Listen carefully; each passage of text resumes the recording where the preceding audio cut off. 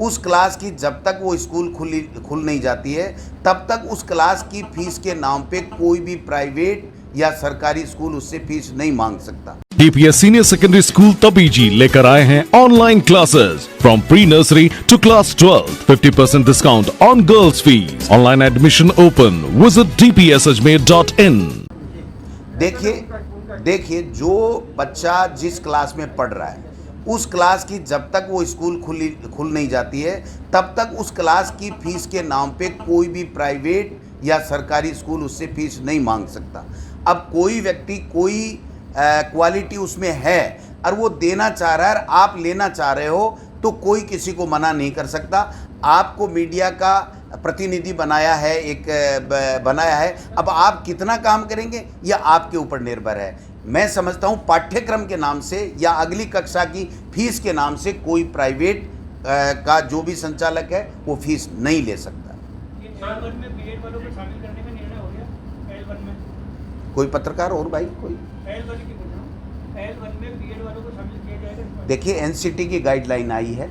जब एनसीटी की गाइडलाइन आई है तो हमने उस पर विचार विमर्श किया है, लेकिन ये सब चीज़ें अंतिम दौर में पंचायती राज के साथ बैठ करके निर्णय किया जाएगा।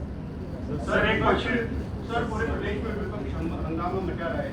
महाराणा प्रताप को लेकर कांग्रेस सरकार का रवैया ठीक नहीं चल रहा है, इसको लेकर आप क्या कहेंगे? देखिए पूरा विपक्ष, हाँ बिल्कुल, पूरा विपक्ष इस बात को लेकर के बौखलाया हुआ है कि प्रधानमंत्री जी जिस प्रकार से लॉकडाउन की घोषणा करते हैं और जिसके कारण से देश में एक तरीके से अफरा तफरी होती है और जो प्रवासी मजदूर हैं उनको पैदल 300-300, 500 किलोमीटर चलना पड़ता है, लेकिन राजस्थान का मुख्यमंत्री अशोक गहलोत इतने शानदार तरीके से इस संक्रमण से बचाने के लिए काम करता है कि पूरे देश में पहला स्टेट बना है। तो उनके पास काम तो कुछ था नहीं, इसलिए नाहक इस तरीके के विवाद खड़ा करते हैं। जब 2019 फरवरी से ये पुस्तक चल रही है जिसके विवाद की बात कर रहे हैं, राजस्थान की विधानसभा में यहीं के आपके जो शिक्षा मंत्री थे उनके क्वेश्चन का मैंने जवाब दिया, गुलाब चंद जी कटारिया के क्वेश्चन का जवाब दिया,